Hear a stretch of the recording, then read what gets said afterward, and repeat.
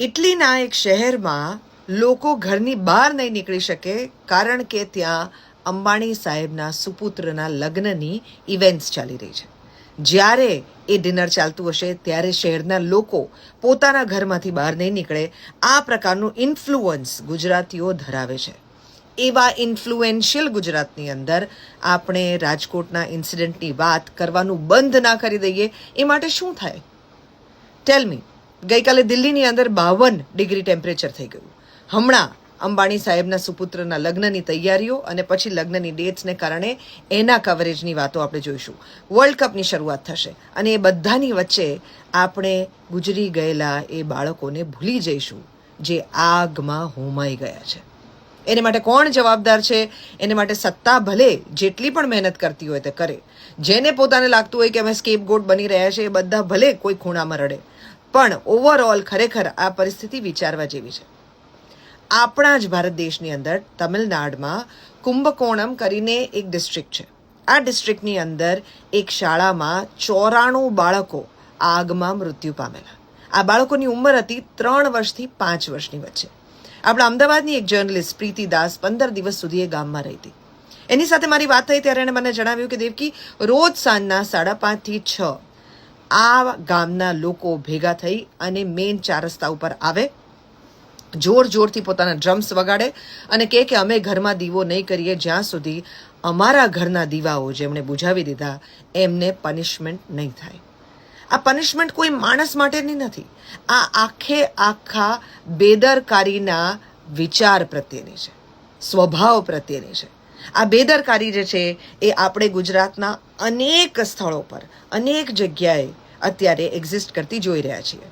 150 game zones જો બંધ થાય, આપણે ત્યાં હોસ્પિટલની અંદર આગ લાગી હોય, આપણે ત્યાં આખું ચકડોળ મોટું પડી ગયું હોય, આપણે ત્યાં બોટ ડૂબી ગઈ હોય, આપણે ત્યાં ટ્યુશન ક્લાસીસની અંદર આગ લાગી હોય, આ બધા અનુભવો જો આપણે કર્યા હોય અને હજુ સુધી વર્ષોથી આપણે આ અનુભવો જ્યારે થાય ત્યારે ગરમ થતી હવાને જોઈએ ને પછી ફુગ્ગામાંથી જેમ હવા થોડા દિવસ પછી નીકળી જાય એમ આપણો આક્રોશ પણ ઉતરી જાય અને આપણે કોઈ બીજા મુદ્દાની ઉપર મૂવ થઈ જઈએ, એ બીક અત્યારે પણ આપણી સાથે છે.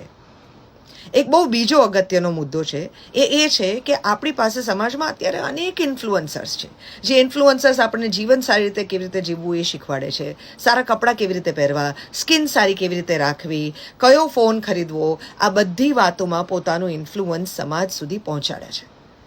આટલો અગત્યનો મુદ્દો, આટલી ભયંકર દુર્ઘટના વિશે આમાંની કોઈ પણ વ્યક્તિ કેમ વાત નથી કરતી? જે વાત કરે છે તો બહુ જ સારી વાત છે, પણ જે નથી કરી રહ્યા, I want to really sincerely request them. દરેક મજબૂત અવાજ અત્યારે આ વાત એક સાથે કહેશે તો આપણે ખરેખર આપણી પોતાની સેફટી પ્રોક્યોર કરી શકીશું ઇન આવર ઓન સ્ટેટ, કે જે ચોક્કસ આપણે જોઈએ જ છીએ. આપણું સ્ટેટ અત્યારે મોડલ સ્ટેટ તરીકે આખા દેશની અંદર જોવાઈ રહ્યું છે.